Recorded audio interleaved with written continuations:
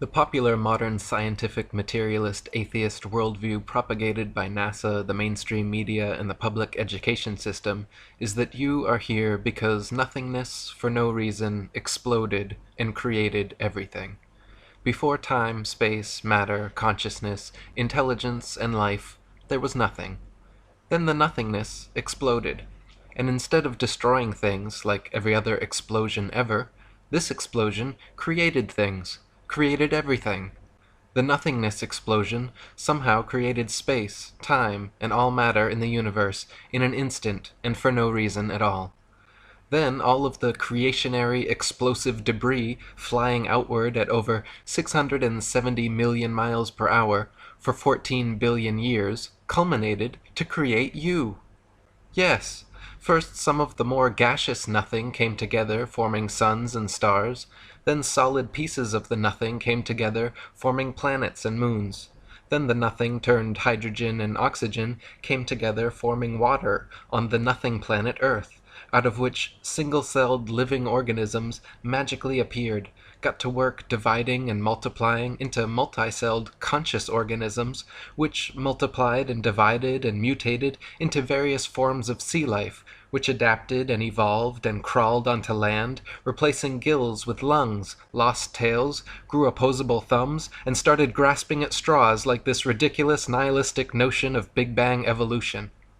This anti-God materialist theory of evolution has been staunchly protected by the infallibility of science for over 150 years, but in actual fact, just as science has failed to find one true, valid proof that Earth is a ball spinning around the sun, scientists have failed to discover a single piece of evidence that the material world is a product of blind chance evolution. Furthermore, Big Bang evolution actually requires and presupposes many other claims which have already been proven false in previous chapters, such as the plurality of worlds, Newton's theory of gravity, Einstein's theory of relativity, stars being distant suns, and Earth being a planet, not a plane. Harun Yahya wrote, "Evolutionary theory claims that life started with a cell that formed by chance. According to this scenario, 4 billion years ago, various lifeless chemical compounds underwent a reaction in the primordial atmosphere on the Earth, in which the effects of thunderbolts and atmospheric pressure led to the formation of the first living cell. The first thing that must be said is that the claim that inanimate materials can come together to form life is an unscientific one that has not been verified by any experiment or observation. Life is only generated from life.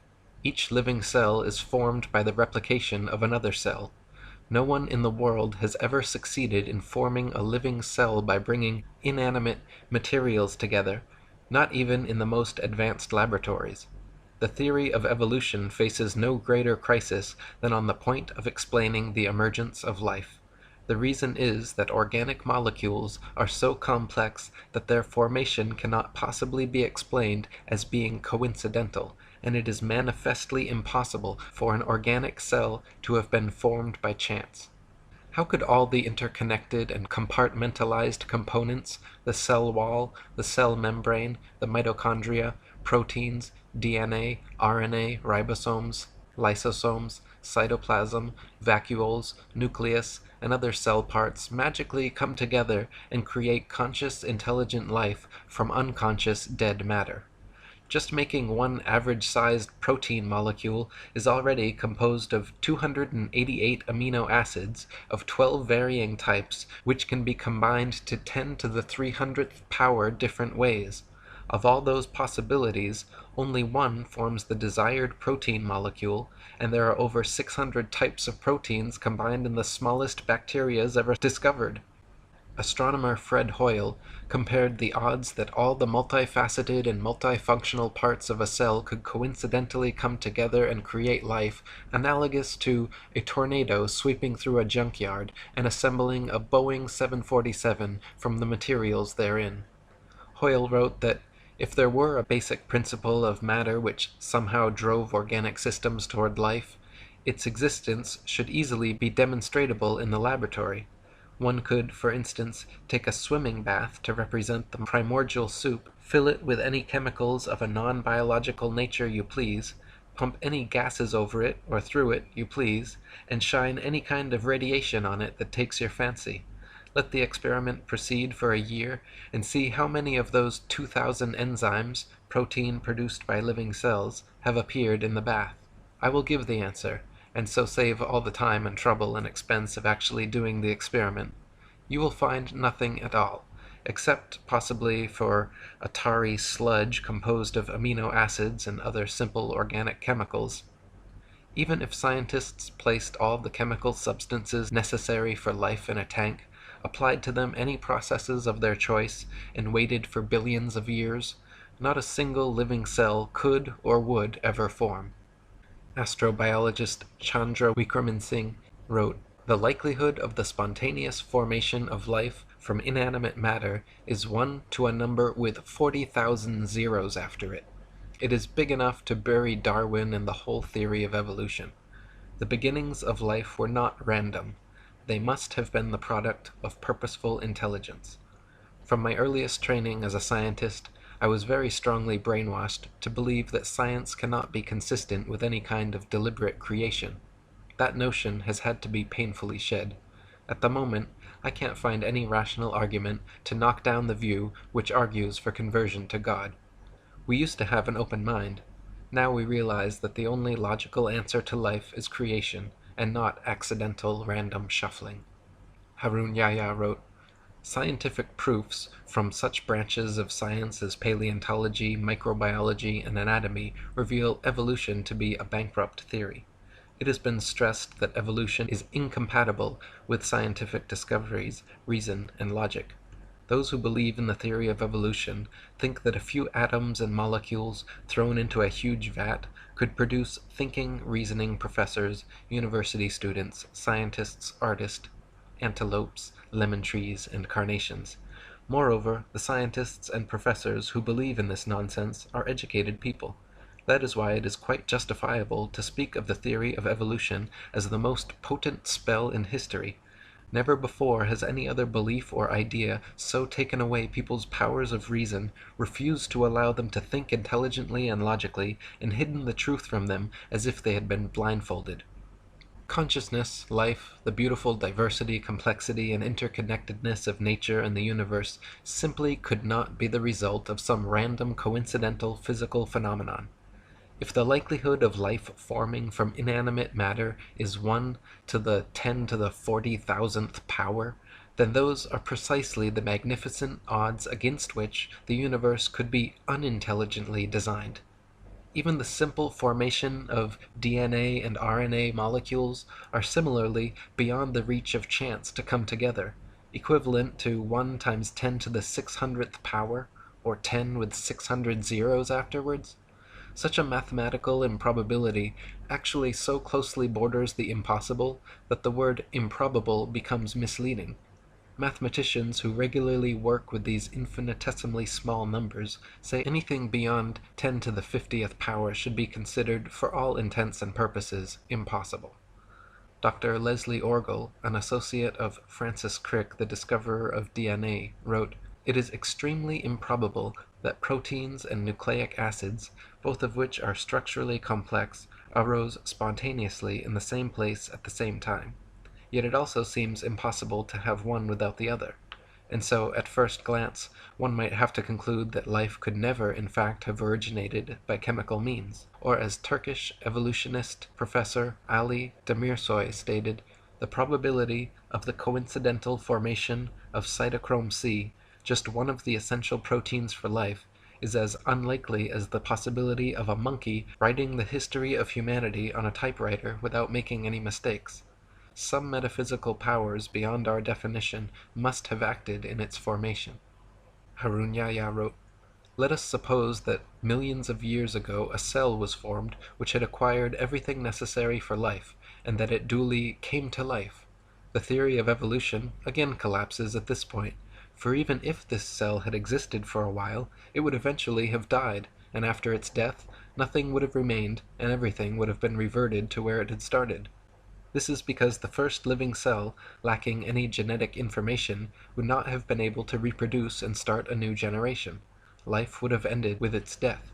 The genetic system does not only consist of DNA, the following things must also exist in the same environment: enzymes to read the code on the DNA, messenger RNA to be produced after reading these codes, a ribosome to which messenger RNA will attach according to this code, transfer RNA to transfer the amino acids to the ribosome for use in production, and extremely complex enzymes to carry out numerous intermediary processes.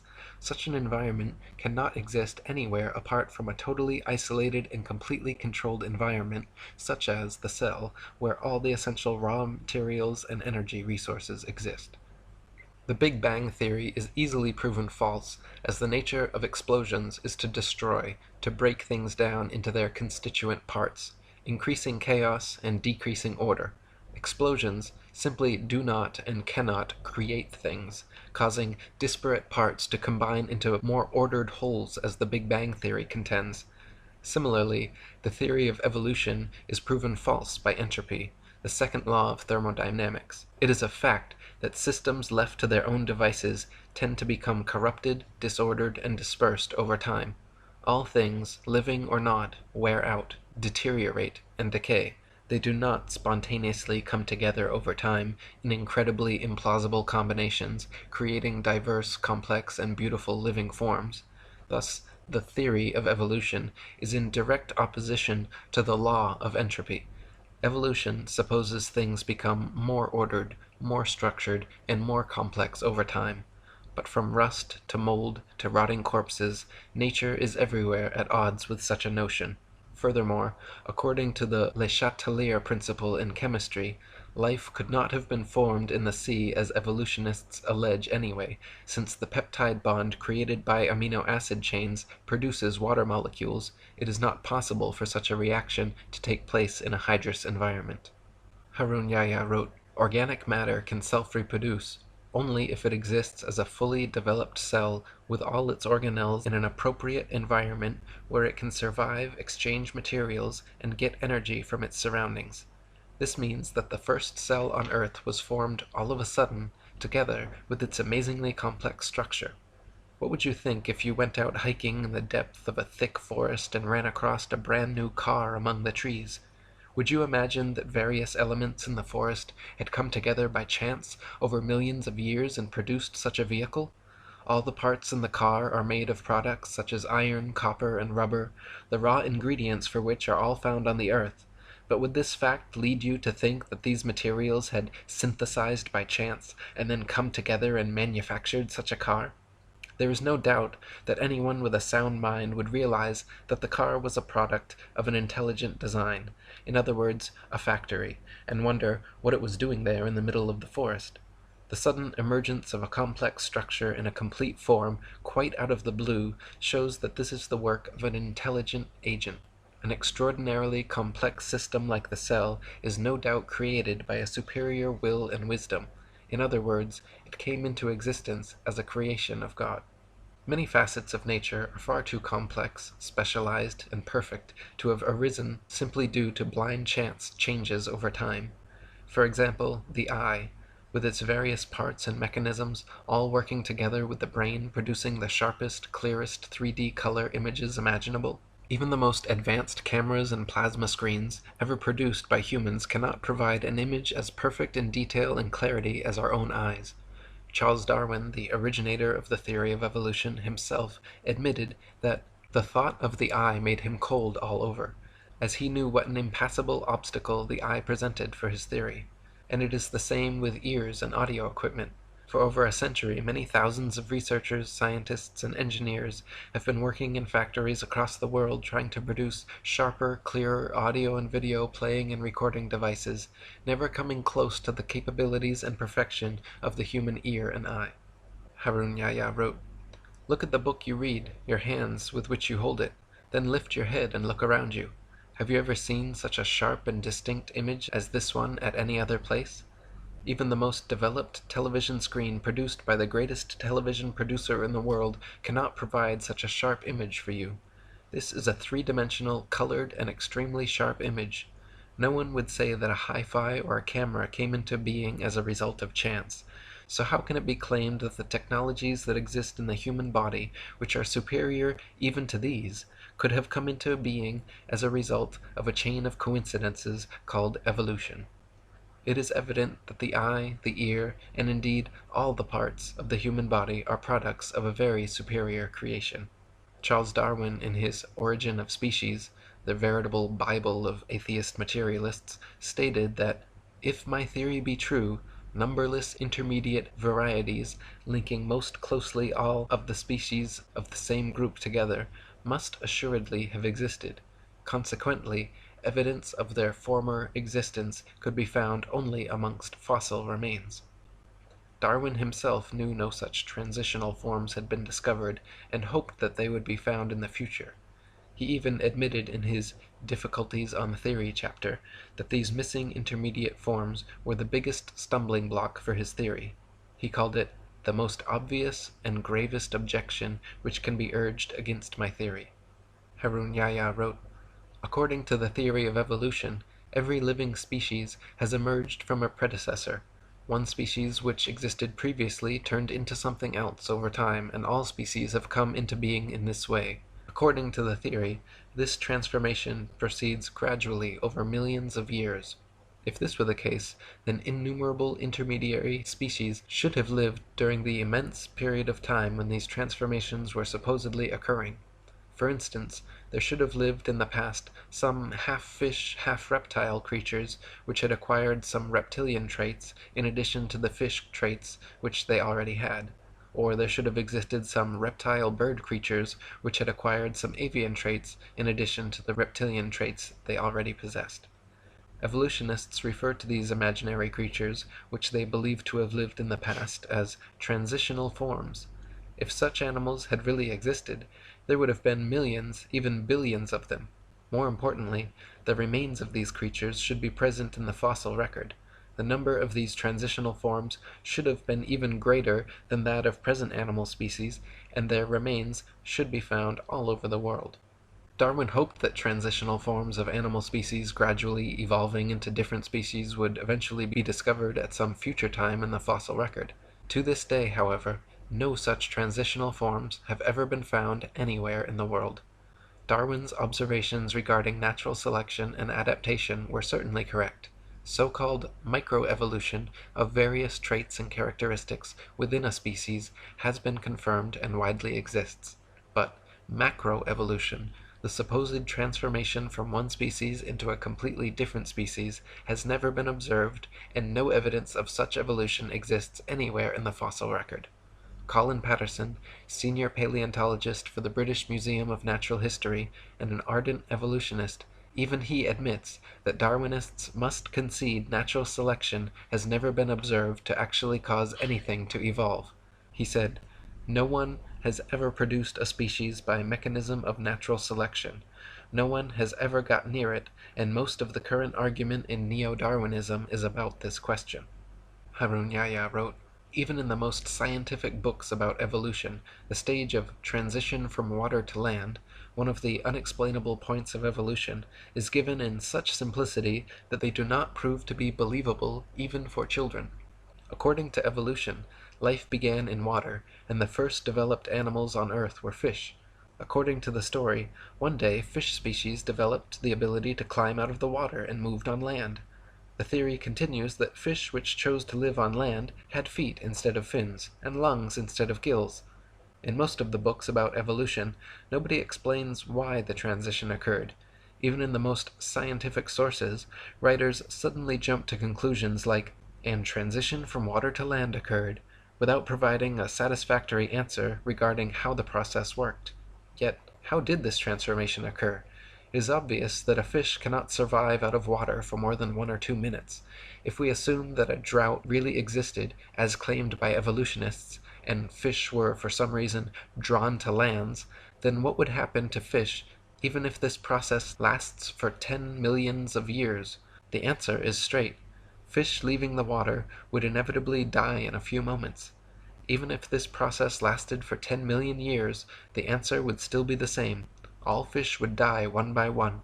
Nobody would dare say, "Maybe after 4 million years Some of the fish suddenly acquired lungs while they were trying to survive.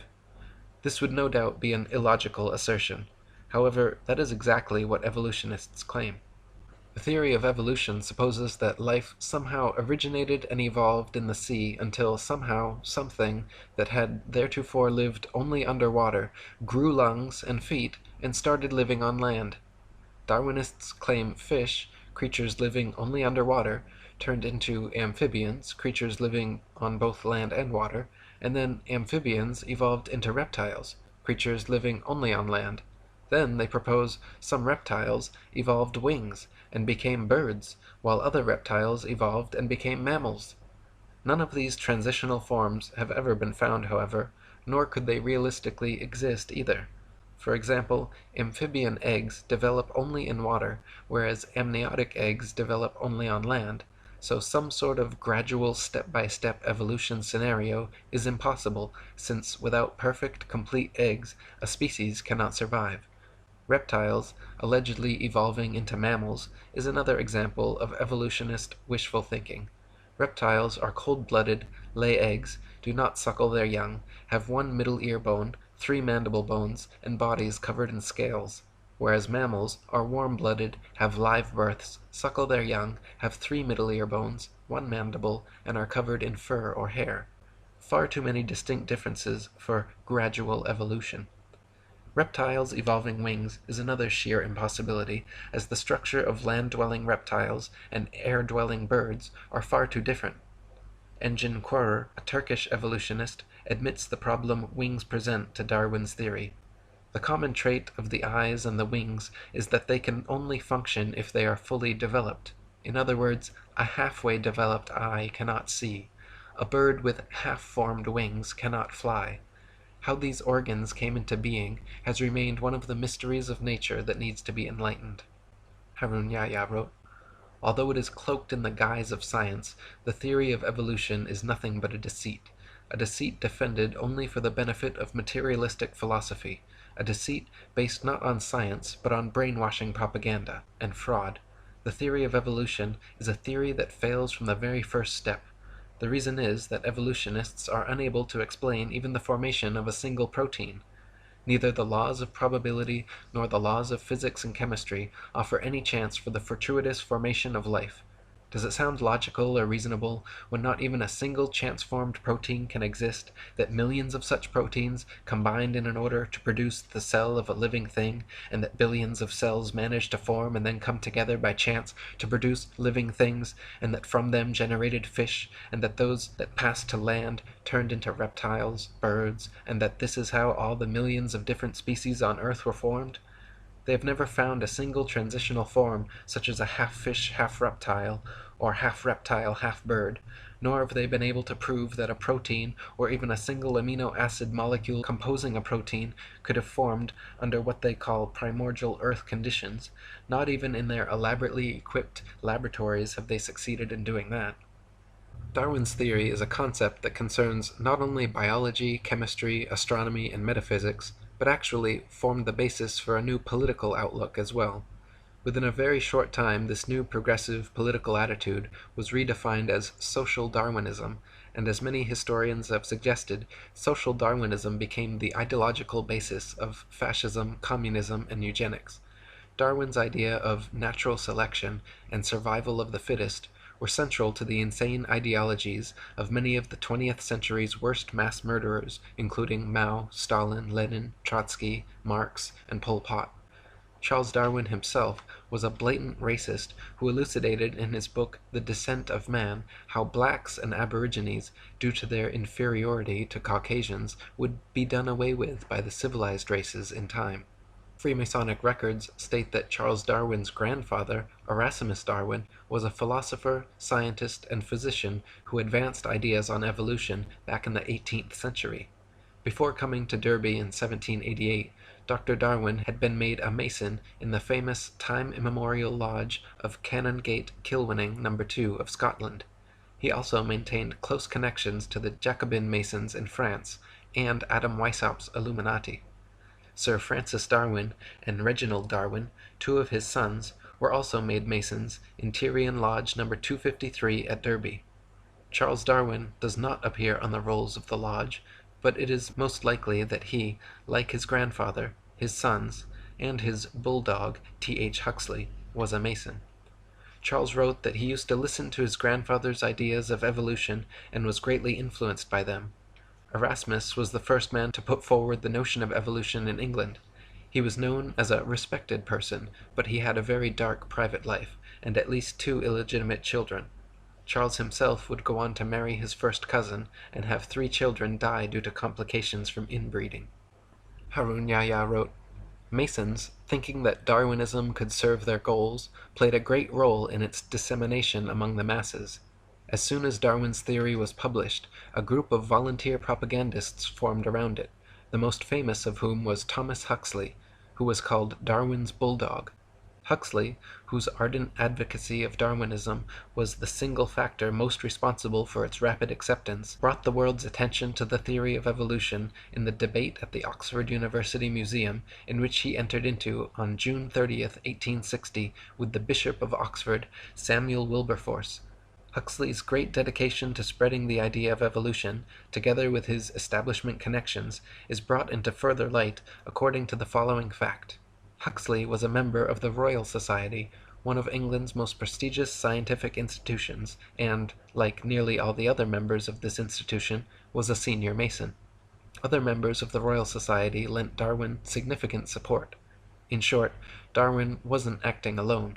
From the moment his theory was proposed, he received the support that came from the social classes and groups whose nucleus was made up of Masons. An important example which proves the fact that Darwinism is one of the biggest deceptions of atheistic Freemasonry is a resolution carried in a Mason meeting. The 33rd Degree Supreme Council of Mizraim Freemasonry at Paris reveals in its minutes its promotion of evolution as science, while they themselves scoffed at the theory. The minutes read as follows. It is with this object in view, the scientific theory of evolution, that we are constantly, by means of our press, arousing a blind confidence in these theories.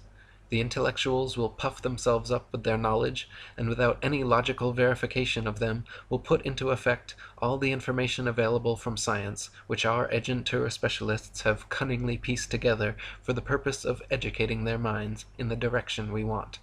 Do not suppose for a moment that these statements are empty words. Think carefully of the successes we arranged for Darwinism. Atheistic Freemasonry in the United States has picked up the resolution of Mizraim before long. New Age magazine in its March 1922 issue stated that the kingdom of atheistic Freemasonry will be established by evolution and the development of man himself. As seen above, the false scientific image of evolution is a deception set in the 33rd degree atheist Masonic lodges. Atheist Masons openly admit that they will use the scientists and media which are under their control to present this deception as scientific, which even they find funny. The Mimar Sinan Journal, published by the Turkish Great Freemasonry Lodge, has openly discussed their mission to use Darwinism to overthrow religion and belief in God. One article mentioned, "Today, the only valid scientific theory accepted both by most civilized countries and underdeveloped ones remains to be Darwinism. However, neither the Church nor other religions have collapsed yet. The legend of Adam and Eve is still being taught as religious teaching in holy books." In other words, it seems that one of the main goals of modern Masons, besides convincing people of the Ball Earth and Big Bang, is to abolish creationism and replace it with their godless myth of blind chance evolution. Just like Copernicus never claimed to have any new or special evidence for his heliocentric theory, Darwin never claimed to have any verifiable scientific evidence proving his evolution theory. Yet here we are 150 years later, no closer to a proof of either, but with the vast majority of indoctrinated sheeple convinced they are monkey men hanging from a spinning ball. Harun Yahya wrote, "When we look at the Western media carefully, we frequently come across news dwelling on the theory of evolution. Leading media organizations and well-known and respectable magazines periodically bring this subject up. When their approach is examined, one gets the impression that this theory is an absolutely proven fact, leaving no room for discussion. Ordinary people reading this kind of news naturally start to think that the theory of evolution is a fact, as certain as any law of mathematics. They print headlines in big fonts. 'According to Time magazine, a new fossil that completes the gap in the fossil chain has been found,' or nature indicates that scientists have shed light on the final issues of evolutionary theory.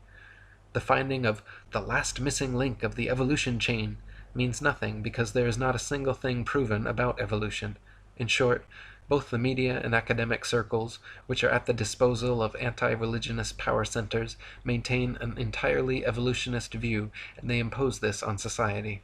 This imposition is so effective that it has in time turned evolution into an idea that is never to be rejected. Denying evolution is seen as being contradictory to science and fundamental realities. The information we have considered throughout this book has shown us that the theory of evolution has no scientific basis, and that, on the contrary, evolutionist claims conflict with scientific facts. In other words, the force that keeps evolution alive is not science. The theory of evolution is maintained by some scientists, but behind it there is another influence at work. This other influence is materialist philosophy. Materialist philosophy is one of the oldest beliefs in the world, and assumes the existence of matter as its basic principle. According to this view, matter has always existed, and everything that exists consists of matter.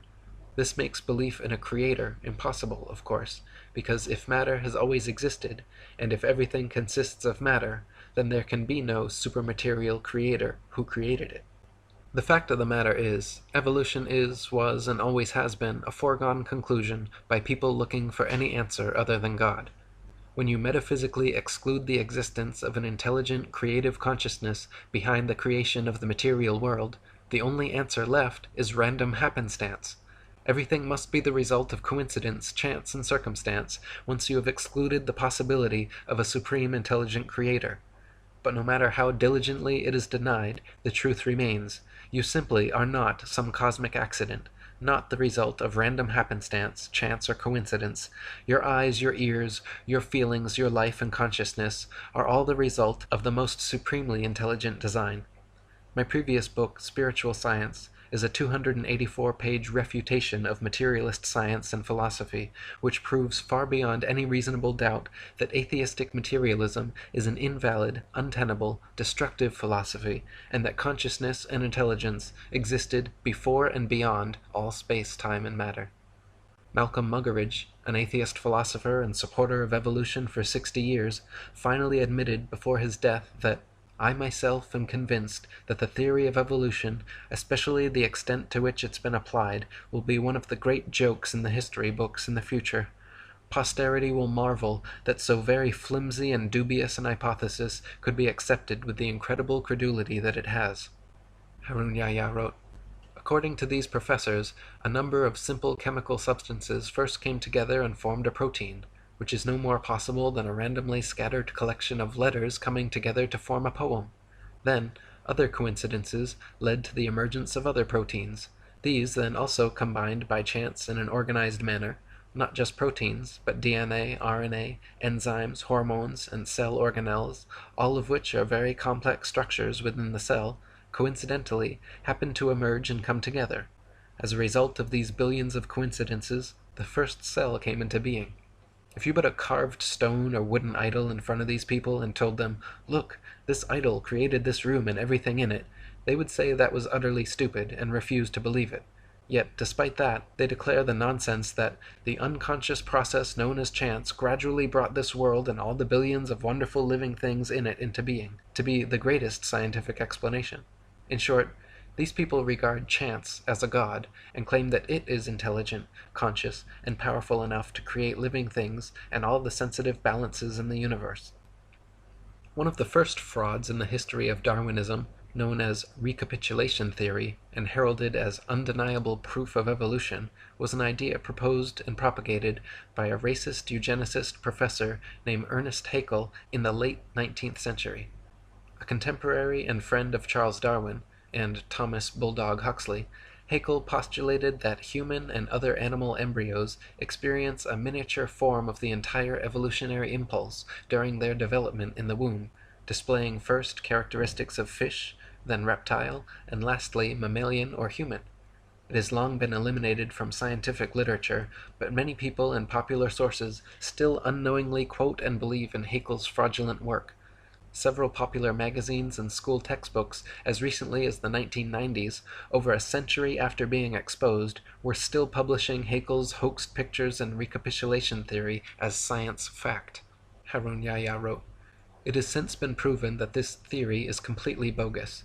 It is now known that the gills that supposedly appear in the early stages of the human embryo are in fact the initial phases of the middle ear canal, parathyroid, and thymus. The part of the embryo which was likened to the egg yolk pouch turns out to be a pouch that produces blood for the infant. The part that had been identified as a tail by Haeckel and his followers is in fact the backbone, which resembles a tail only because it takes shape before the legs do." Another interesting aspect of recapitulation was Ernest Haeckel himself, a faker who falsified his drawings in order to support the theory he advanced. Haeckel's forgeries purported to show that fish and human embryos resembled one another. When he was caught out, the only defense he offered was that other evolutionists had also committed similar offenses. Haeckel was charged with fraud by 5 professors and convicted by a university court at Jena, where he admitted that several of his drawings were forgeries, that he was merely filling in missing links where evidence was thin, and that hundreds of his contemporaries were guilty of the same charge. During the trial, he said, "After this compromising confession of forgery, I should be obliged to consider myself condemned and annihilated if I had not the consolation of seeing side by side with me in the prisoner's dock hundreds of fellow culprits, among them many of the most trusted observers and most esteemed biologists. The great majority of all the diagrams in the best biological textbooks, treatises, and journals would incur in the same degree the charge of forgery, for all of them are inexact and are more or less doctored, schematized, and constructed." What an admission! Not only did Haeckel confess his own forgeries, but he admitted that there were hundreds of other scientific fraudsters similarly doctoring findings in the best biological textbooks, treatises, and journals, several of which will be examined in this chapter. As it turns out, Haeckel had simply copied and printed the same human embryo pictures several times over, claiming each were various other animal embryos with exact parallels, when in fact the parallels do not exist, and the pictures were copies he knowingly and intentionally made to suit his recapitulation idea. Malcolm Bowden wrote, "To support his theory, Haeckel, whose knowledge of embryology was self-taught, faked some of his evidence. He not only altered his illustrations of embryos, but also printed the same plate of an embryo 3 times, and labeled one a human, the second a dog, and the third a rabbit, to show their similarity." Dr. Michael Richardson wrote, "This is one of the worst cases of scientific fraud. It's shocking to find that somebody one thought was a great scientist was deliberately misleading. It makes me angry. What Haeckel did was to take a human embryo and copy it, pretending that the salamander and the pig and all the others looked the same at the same stage of development. They don't. These are fakes." For the past 150 years, evolutionist scientists have been working diligently to propagandize the public into believing that modern humans are descended from ancient apes. The final and most difficult theoretical leap for the theory of evolution is this supposed million-year transition from ape to human.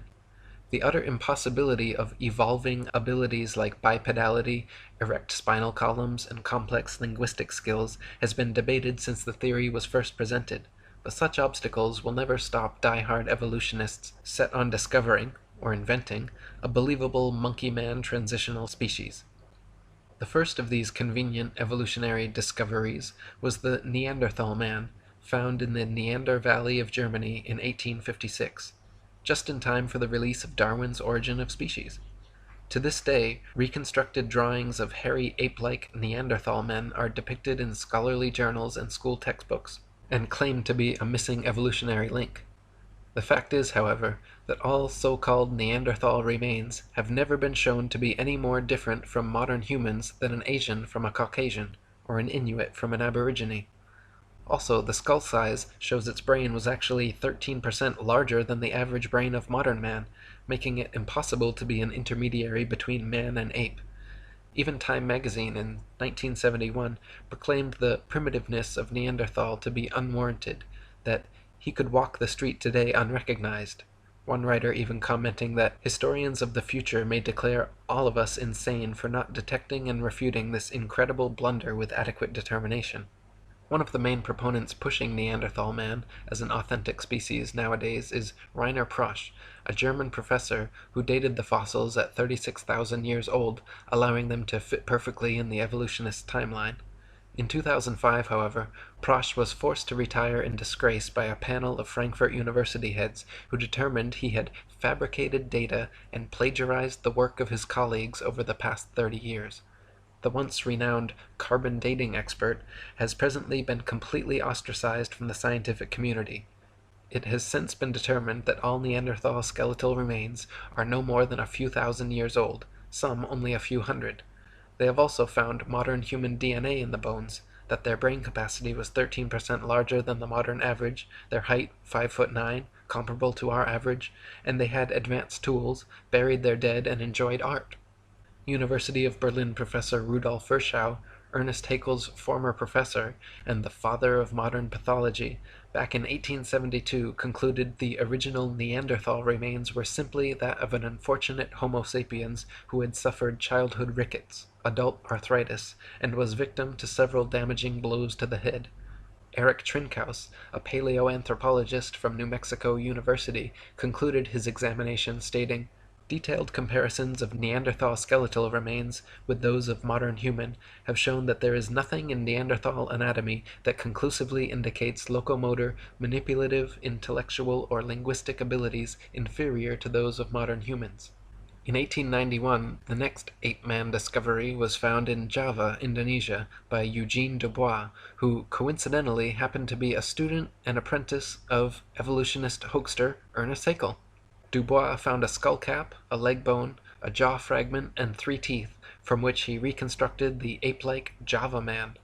Within 10 years of its discovery, Java Man was the main subject of over 80 evolution books and articles. It was given the scientific name of Anthropopithecus erectus, and later changed to Pithecanthropus erectus, and finally Homo erectus, undoubtedly for super-official pseudoscientific reasons. Hank Hanegraaff wrote, "Java Man was discovered by a Dutchman. I'm a little embarrassed by that because I'm a Dutchman myself. His name was Eugene Dubois.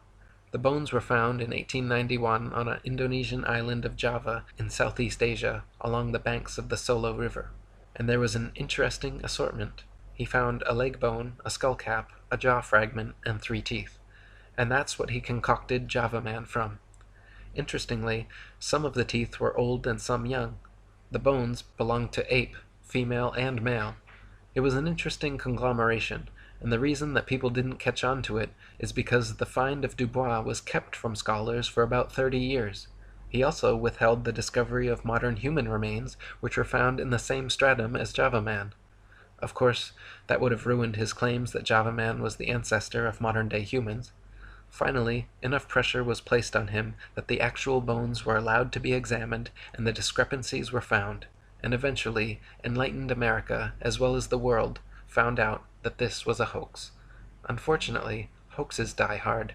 Recently, Time magazine ran a cover story entitled "How Man Became Man," and starts off ridiculing Christians and creationists, then goes on to present Java Man as though it were a fact. Java Man's teeth were found to be of different ages, and the bones a mixture of human and ape, with a giant gibbon skull.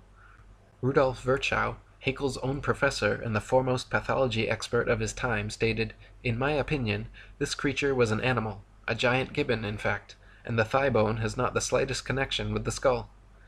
He and many others have concluded the thigh bone is quite clearly human, while the skull cap and teeth belong to a primate. In 1912, a doctor and paleoanthropologist named Charles Dawson claimed to have found a jawbone and cranial fragment of an ape-man transitional form in a pit in Piltdown, England. It was alleged to be 500,000 years old, and was displayed as absolute proof of human evolution in museums across the world. For the next 40 years, scores of scientific articles, artist reconstructions, and over 500 doctoral theses were written about Piltdown Man. Objections and criticisms were raised immediately by contemporaries like Arthur Keith, but managed to be mitigated by Dawson until 1953, when tests proved conclusively that the Piltdown skull was actually human and only a few hundred years old, while the lower protruding jaw was from a recently deceased orangutan. Investigators found that Dawson had artificially worn down the orangutan jaw, and that the primitive tools discovered alongside the fossils were imitations Dawson had sharpened with steel implements.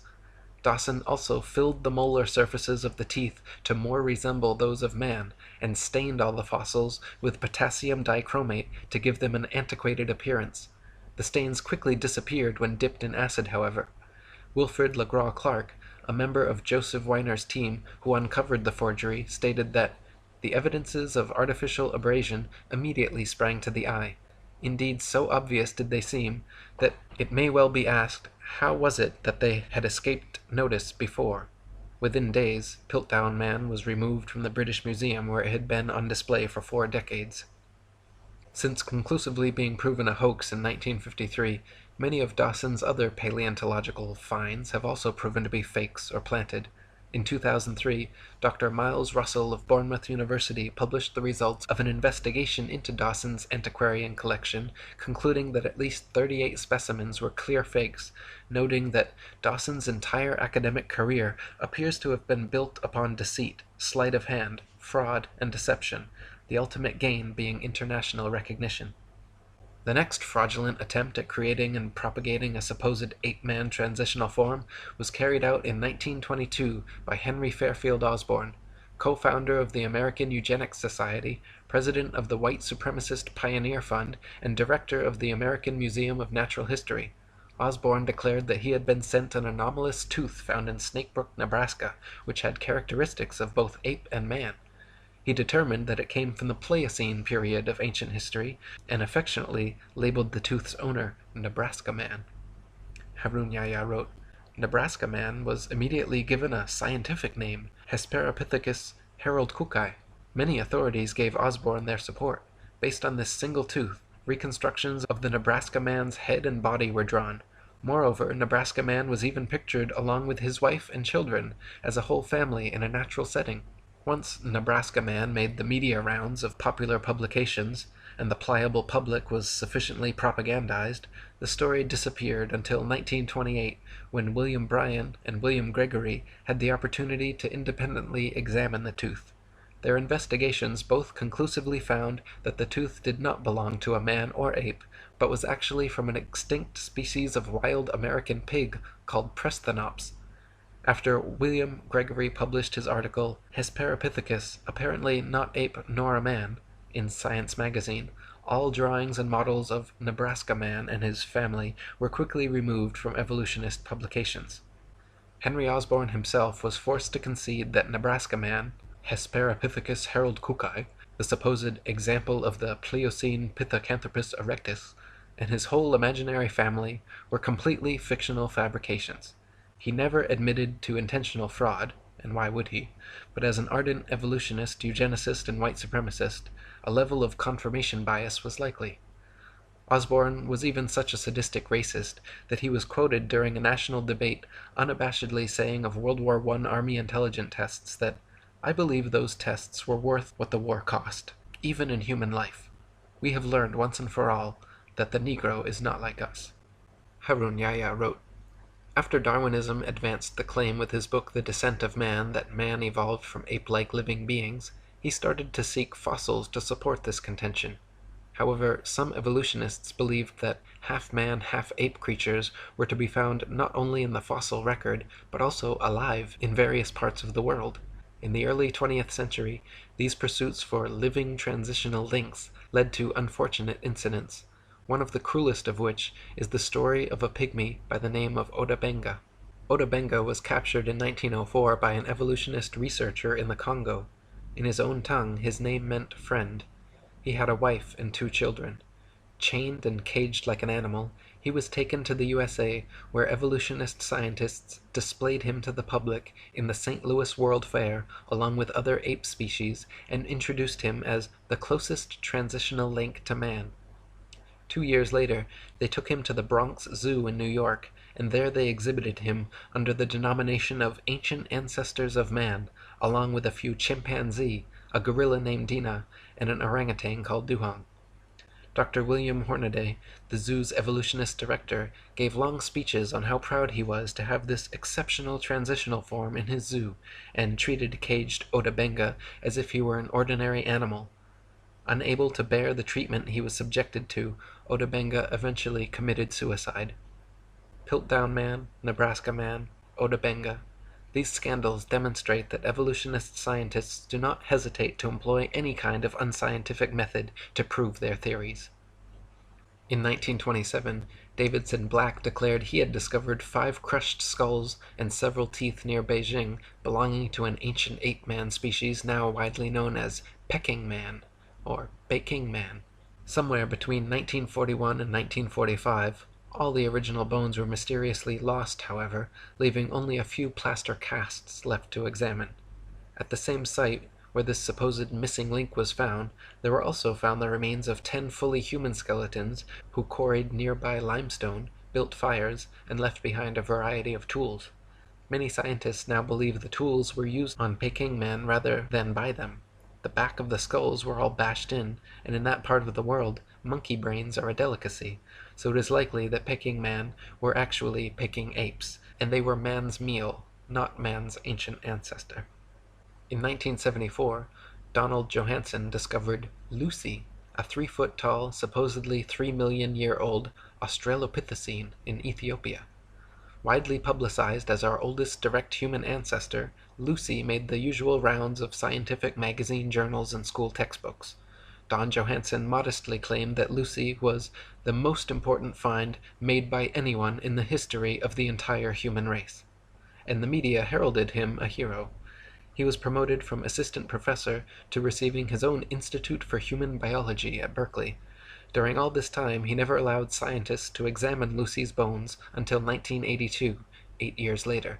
Since then, and as more Australopithecine skeletons have been found and examined, however, many leading evolutionists agree that Lucy is simply an extinct type of ape, similar to modern pygmy chimpanzees, and nothing more. They may have walked slightly more upright than most apes, but were not bipedal or erect, could not talk, spent most of their time on trees, and walked on all fours. Lord Solly Zuckerman and Professor Charles Oxnard did 15 years of research on Australopithecines along with a team of 5 specialists, coming to the conclusion that all the various specimens of Australopithecus they examined were only an ordinary ape genus and definitely not bipedal. The French Science and Life magazine ran the cover story in May 1999, Goodbye Lucy, writing about how Lucy, the most famous fossil of Australopithecus, was not the root of the human race and needs to be removed from our supposed family tree. However, even now in 2014, a movie named Lucy has just been released by Masonic Universal Pictures, where the Lucy ape-woman fraud is still treated as scientific fact throughout the entire movie. In 1982, a skull fragment found in the Spanish town of Ors was hailed to be the oldest fossilized human remain ever found in Eurasia. Ors Man was supposedly a 17-year-old ape man who lived between 900,000 and 1,600,000 years ago, and was presented to the world with the usual reconstructed drawings showing a young, hairy man-ape teenager. In 1983, however, a team of scientists from France concluded that the skull fragment was actually from a 4-month-old donkey. A 3-day scientific symposium had been scheduled so experts could examine and discuss the bone, but was immediately cancelled after the French investigation. Embarrassed Spanish officials sent out 500 letters to the would-be attendees apologizing. After more conclusive tests, the Daily Telegraph on May 14, 1984 carried the headline, "Ass Taken for Man." Later in 1984, Kamoya Kimu, in a team led by paleoanthropologist Richard Leakey, discovered Turkana Boy at Neanderthal near Lake Turkana, Kenya. Turkana Boy was proclaimed to be a preteen boy from 1.5 to 1.6 million years ago and is now regarded as the most complete early human skeleton ever found. Much like Neanderthal Man, however, Turkana Boy, or Neanderthal Homo erectus, is no different from modern man. American paleoanthropologist Alan Walker said, "I doubt the average pathologist could tell the difference between the fossil skeleton and that of a modern human." He wrote that he laughed upon first seeing it because it looked so much like a Neanderthal. Turkana Boy was bipedal, with arms and legs of human proportions, an upright skeletal structure, comparable in height, cranial size, and development rate of modern humans. Even the discovering team leader Richard Leakey stated that the difference between this specimen of Homo erectus and modern man are no more pronounced than simple racial variances. The shape of the skull, the degree of protrusion of the face, the robustness of the brows, and so on, these differences are probably no more pronounced than we see today between the separate geographical races of modern humans. Such biological variation arises when populations are geographically separated from each other for significant lengths of time. So when seen for what they really are, all the supposed ape-men discoveries and reconstructions are nothing but frauds and fantasies. Neanderthal Man was just an ordinary man. Java Man and Piltdown Man were composed of human and ape bones. Nebraska Man was actually a pig. Peking Man was actually man's meal. Lucy was just a monkey. Orse Man was a donkey. And Turkana Boy was just a boy. Harun Yahya wrote, Reconstruction can be explained as drawing a picture or constructing a model of a living thing based on a single bone, sometimes only a fragment that has been unearthed. The ape-men we see in newspapers, magazines, or films are all reconstructions. The fossils that are claimed to be evidence for the human evolution scenario are in fact products of fraud. For more than 150 years, not even a single fossil to prove evolution has been found. As a matter of fact, the reconstructions, drawings or models, of the fossil remains made by the evolutionists are prepped speculatively precisely to validate the evolutionary thesis. David R. Pilbeam, an anthropologist from Harvard, stresses this fact when he says, "At least in paleoanthropology, data are still so sparse that theory heavily influences interpretations.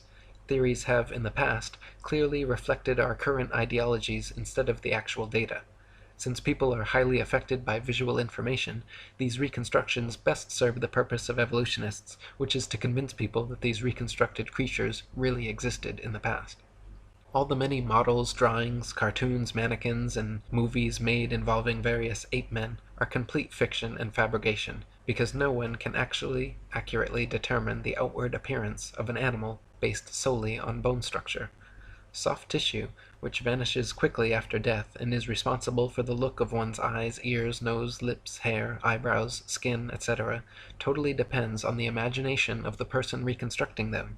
Ernest A. Houghton of Harvard University stated, "To attempt to restore the soft parts is an even more hazardous undertaking. The lips, the eyes, the ears, and the nasal tip leave no clues on the underlying bony parts. You can with equal facility model on a Neanderthaloid skull the features of a chimpanzee or the lineaments of a philosopher. These alleged restorations of ancient types of man have very little if any scientific value, and are likely only to mislead the public. So put not your trust in reconstructions." There is no concrete fossil evidence to support the ape-man image which is unceasingly promulgated by the media and evolutionist academic circles. With brushes in their hands, evolutionists produce imaginary creatures. Nevertheless, the fact that these drawings correspond to no matching fossils constitutes a serious problem for them.